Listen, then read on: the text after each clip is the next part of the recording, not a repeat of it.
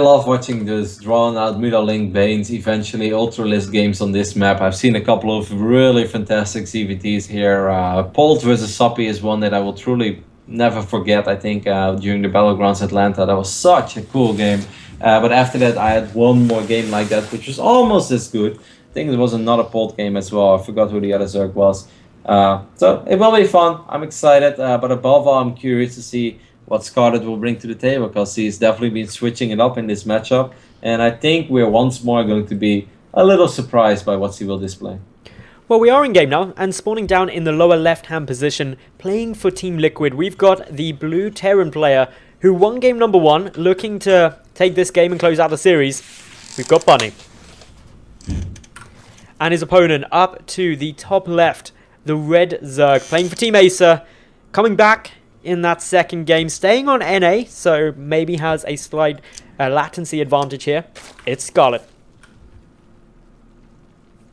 How did you do the coin flip? Is it like, did you go to some website, coin flip or something? My admin did it, so I don't know if he actually physically got a coin. I have this thing where if I ever have to do a coin flip, even in online tournaments or in any of the show matches I do, I actually have to physically flip a coin. I don't trust the websites that do it.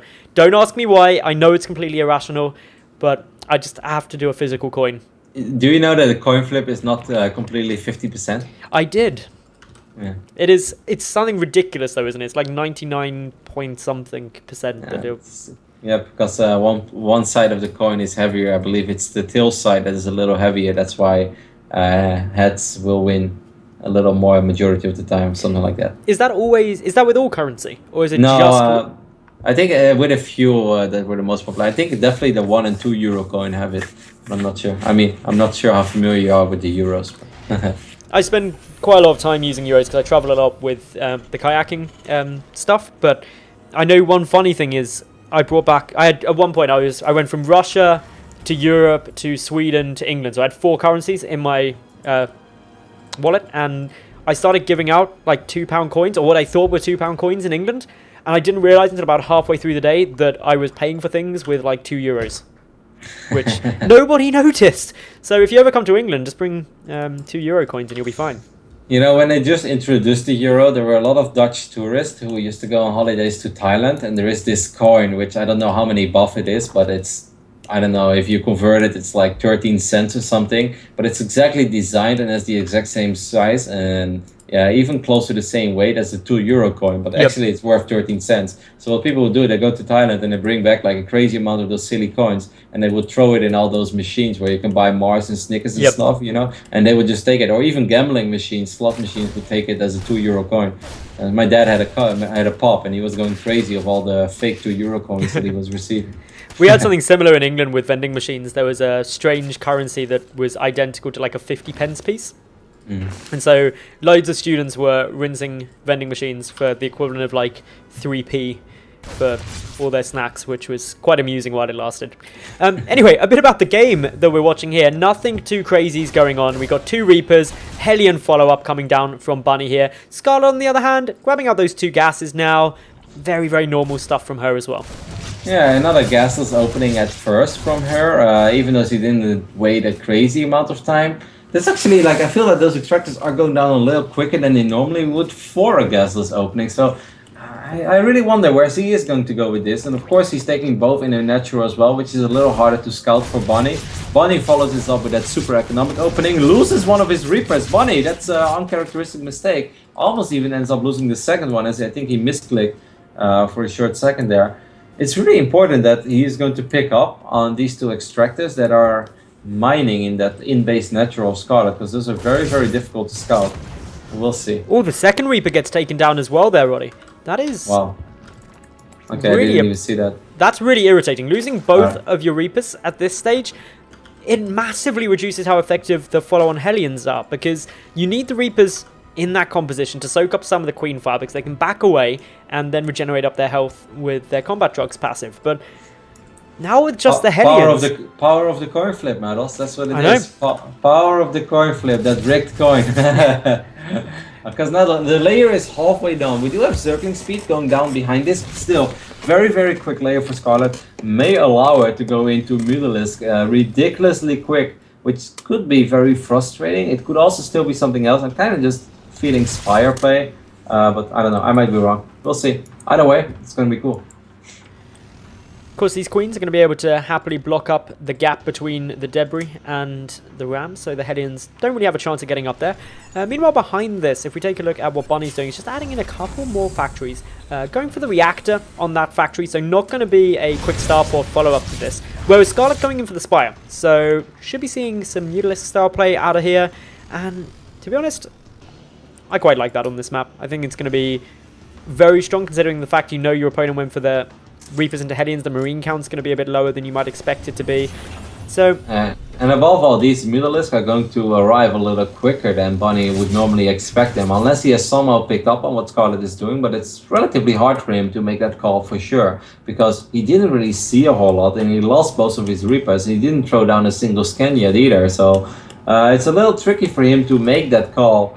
Baning Nest is going down as well. What could be happening is that Scarlett will make a bunch of Mutalisk and then just follow it up with a lot of Zerglings and Banelings and just try to run over Bunny.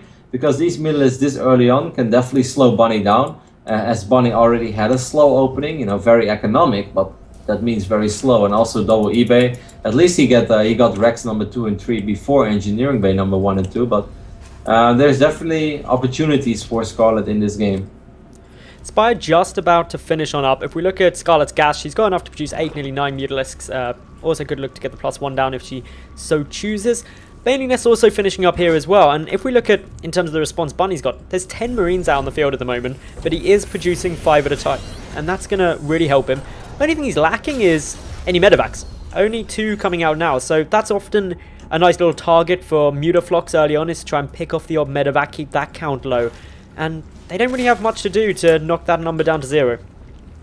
It seems like Bunny is truly inspired by Bomber's play, as he still did not throw down a single scan, and he never really got anything into the main base after that Reaper, which is a little remarkable. Not a single missile turret yet either in the natural off Bunny, and here come those Mutalisks that just show up a little quicker than you normally expect them. That is the power of dropping 2 extractors at the 5-minute mark and going up to layer before even getting Zergling speed. This is a little painful for Bunny already. 9 SCVs, 10 SCVs going down to these first 6-7 Mutalisks. That's a great opening for Scarlett. And that's actually done a lot of damage to Bunny. 10 workers is going to really give him quite a hit straight off here. But Scarlett isn't massively up in her own economy. She's pumping out a huge number of Speedlings. A lot of Banelings morphing on through. Only down at 53 drones. Yeah. So looking to get very aggressive very quickly.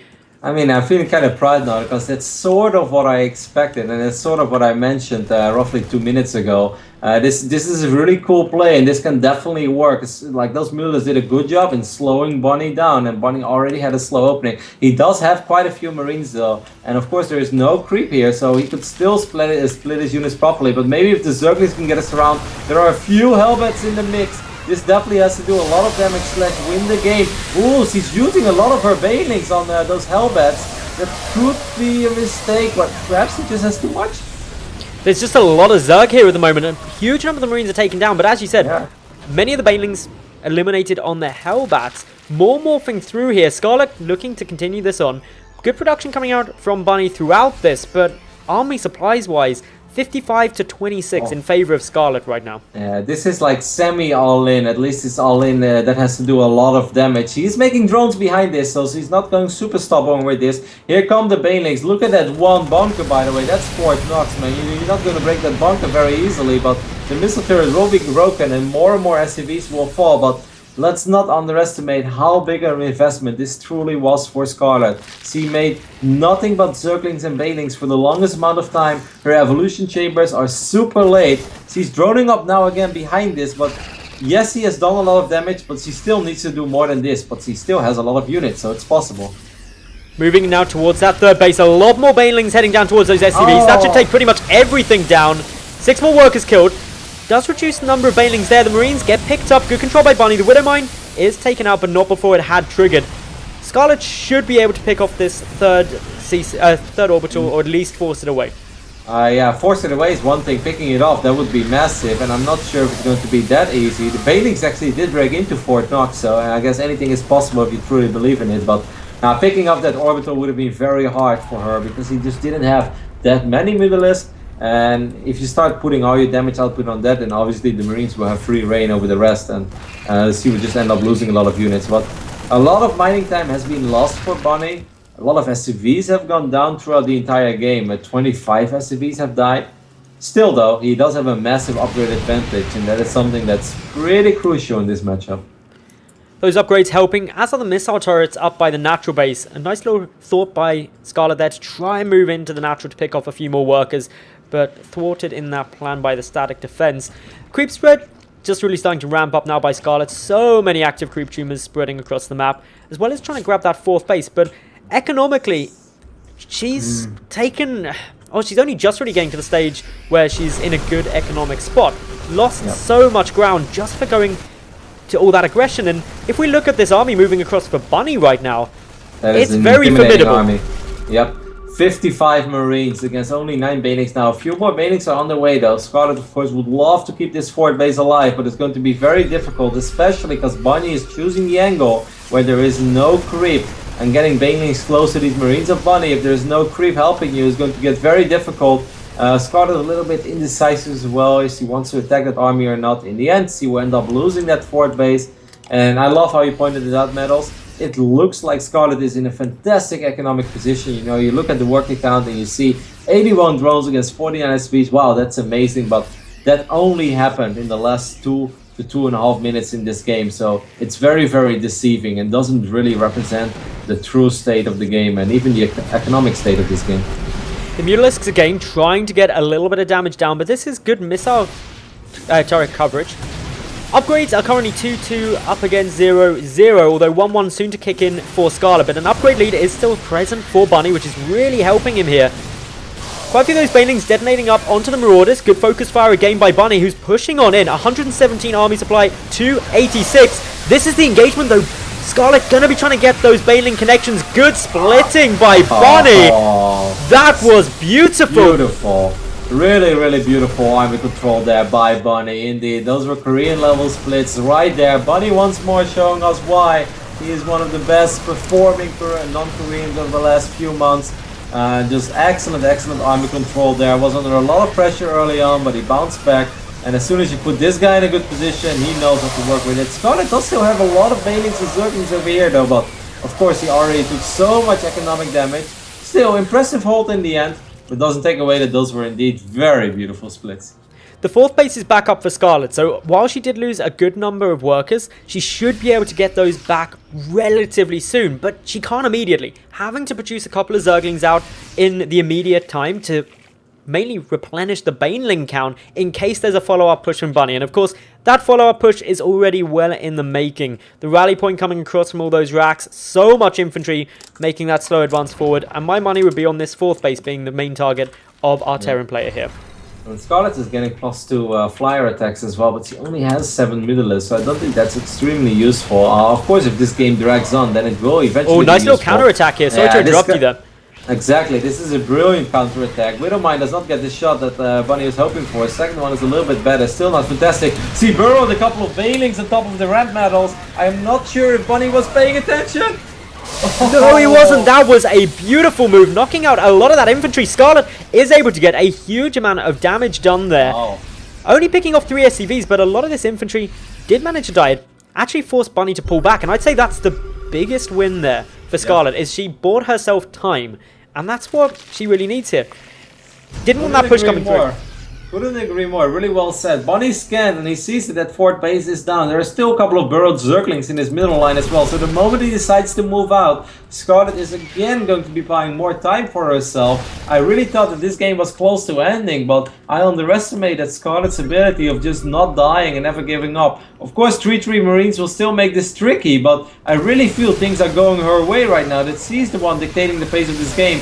These units are trapped in the left top side of the map. The Zerglings in the main base are picking up SCVs again. Scarlett, sick. This is really well done. Wow. She's even got units defending over at this 4th base from the single drop that was coming across. Bunny isn't really making much progress here. He took more loss, actually only took losses there really. Still losing less than Scarlett overall, but he's down at 48 SCVs, finally being able to float over this 4th command center.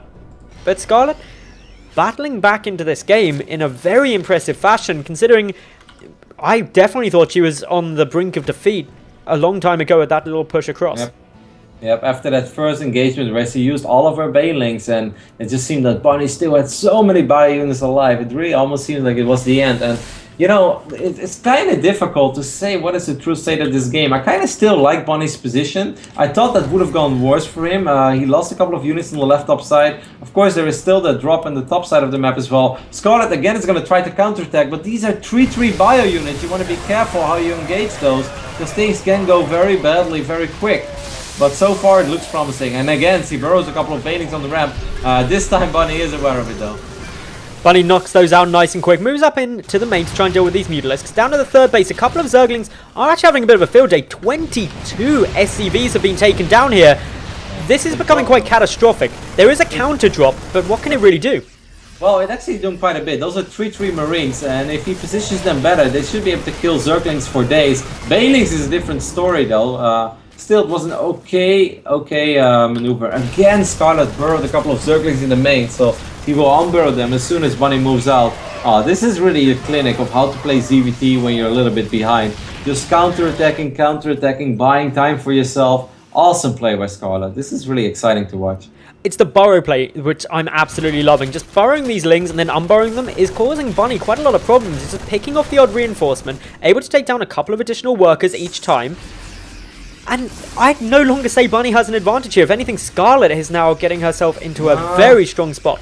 It's still 83 army supply against 68, but there are 17 additional banelings morphing. Of course, with all of those banelings, it should be enough. But it will all come down to this engagement. Look at this one Marauder. He's ready to soak up some banelings, but Scarlett wants to prevent that from happening. There's still 9 Marines at a time being produced.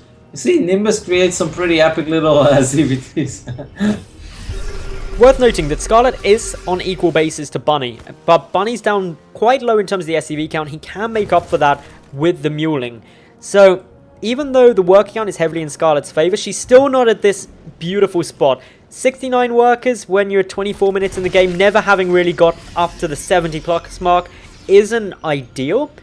Only a single missile turret at that forward base of Bunny, and that missile turret is going to die almost immediately. So Bunny's going to lose even more SCVs, and that's definitely becoming painful. Even though he doesn't need that many right now, as you can only mine off 2 bases anyway, but you don't really want to drop in your low 30s. Then it just, that's where it gets a little too risky.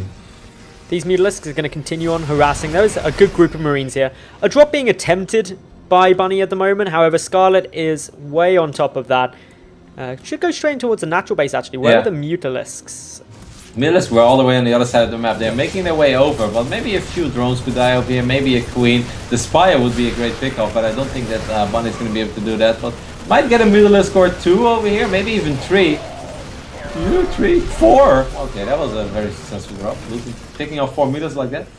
Simultaneously, we've also got Bunny pushing through the center, just trying to clear out some of this creep spread, which Scarlett is doing a fantastic job of spreading across the map. Do have a nice little bit of positioning here. The banelings are going to come rolling through. Oh, that really hurts. So many banelings. And the splits are good, but there's just too many. GG. And Scarlett is going to take this series 2-1.